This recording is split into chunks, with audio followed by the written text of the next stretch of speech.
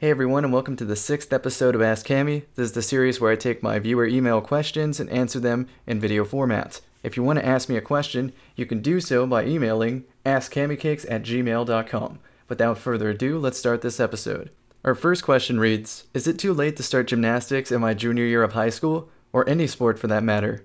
When is it too late to get into a sport? To quickly cut to the chase, sports are for fun, so if you think a sport will be fun, do that sport. There is a very, very small percentage of the population that can be considered a professional sport player. And I'm sorry, just judging by numbers, not all of us will be that. But that doesn't mean you shouldn't enter a sport or get into a sport if you're interested in it. I mean, sports have so many benefits. You make friends, you can get healthier, you can learn new skills, or if you're lucky, you can move on to bigger, better things like professional sports, college athletics, get a scholarship, and so on. In my professional opinion, I say it is never too late to join a sport. But if you're going to learn a sport from the ground up, learn it correctly. Never cut corners. As far as sports to get into, I do recommend gymnastics. It translates well into any other sport that you want to do in the future. So even getting semi-decent at gymnastics can make you a better football player, can make you a better track athlete, can make you a better weightlifter, and so on. But of course, I'm not going to pretend like gymnastics isn't stigmatized in some communities. Some people make fun of male gymnasts, and that's unfortunate, but I mean, you do what you find fun, and what other people think about it shouldn't really matter. Back when I used to coach gymnastics, there was adult classes, and we would get adults of all ages. We'd get the young 16, 17, 18-year-olds just trying it out for the first time. We had 30-year-olds just trying it for the first time. Hell, there's even older people. We had some ladies in their 60s trying gymnastics for the first time. But in those same classes, remember, adult class doesn't necessarily mean a beginner class. We had gymnastics experts. Again, people from their early 20s to their late 30s who were excellent gymnasts. And sometimes one of the beginner students would get a little bit intimidated by the expert gymnast, even myself as a coach. And when they ask me something like, how long till I can be able to do that skill or be that good as the other person, I would have to explain to them that gymnastics is a sport with different levels. There's actually levels 1 to 10, and there are many skills that comprise those levels that are graded with different point values for competing, but that's not really important. If you're doing gymnastics for fun, don't worry about competing. You could learn a level 7 skill. You could learn a level 8 skill. Hell, you could even learn a level 6 skill. It doesn't matter. You're not going to be competing. So just learn what you want. But make sure you work with your coach to have a good training plan so that you don't injure yourself by trying to progress too quickly. So to recap, it is never too late to join a sport, to join gymnastics, but work with your coach so that you can have a natural progression plan. Because any progress is good progress. I mean, I learned a sport for the first time way too late. That was Brazilian Jiu-Jitsu. I joined when I was a sophomore in college. I got my ass kicked, but I got slightly better every time I went. And it was encouraging, to say the least.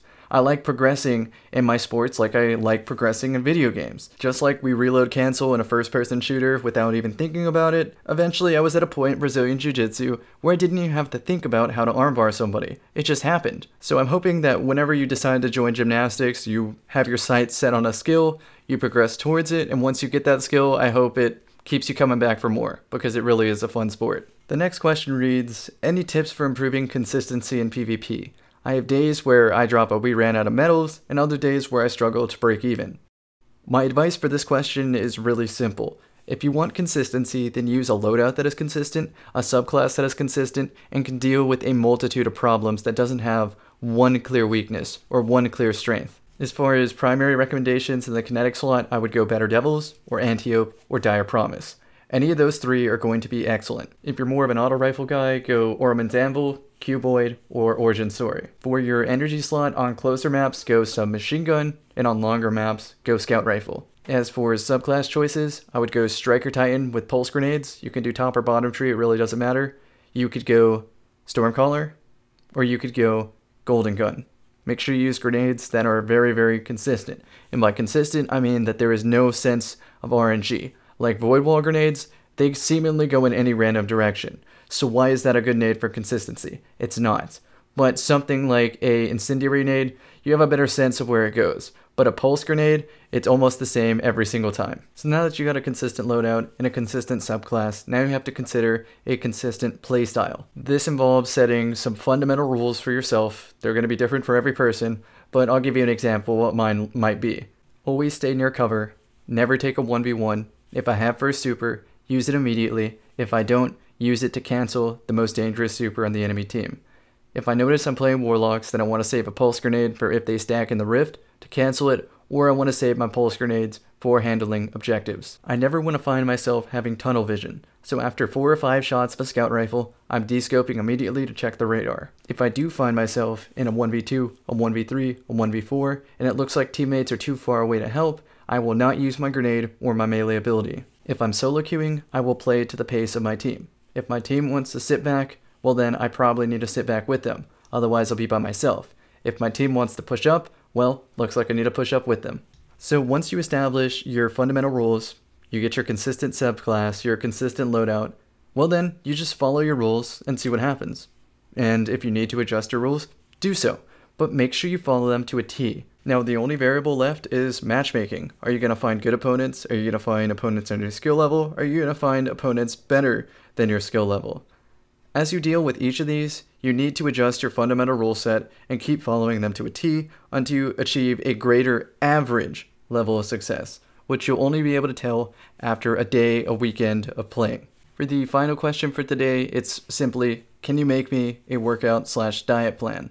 There's been a lot of different variations of this question, so much so that there's no way I can possibly answer all of them, nor do I really want to, because in my experience, the human body acts different to the exact same stimulus. You could take person A and person B, make them do 100 push-ups, and one of them gets significantly stronger, even though the second one didn't. It could be sleep, it could be diet, it could be a combination of stress, and a lot of other factors. While I could certainly hone in on tailoring a workout program to an individual, it just takes too much time to do that for every person who asks.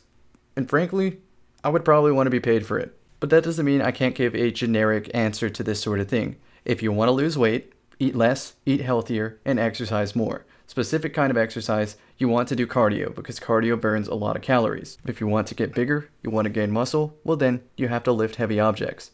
Stick to around the 2 to 6 rep range of your standard exercises. If you're doing any barbell work, make sure you take the time to learn the form correctly, because having bad squat form over the long term will mess up your back. Totally.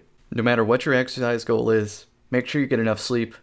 8 to 10 hours, somewhere in there. 9's probably the magic number. I'll obviously go a lot more in depth on this sort of subject when I create my second channel that's more geared towards exercise, health, and fitness, with a little bit of gaming mixed in there. If I continue to get emails about this subject, health and wellness, fitness, if I continue to see interest in this subject, then I'll probably do something like schedule Skype sessions where we go over your goals and I try to help you meet your goals by offering some sort of training plan catered to your individual needs and background. And that's really all I can say about this subject so early. I'm really excited about starting a second channel, and I'm hoping that through creating some of those videos in the second channel, I curb some of the needs of these questions, and maybe you don't have to look for individual answers if I answer them in a video already. And that concludes this video, so if you want to ask a question, remember, shoot me an email at askcammycakes@gmail.com, and I'll do my best to answer them in a video form, or if it seems appropriate, I'll just answer it then on the spot. Thank you guys.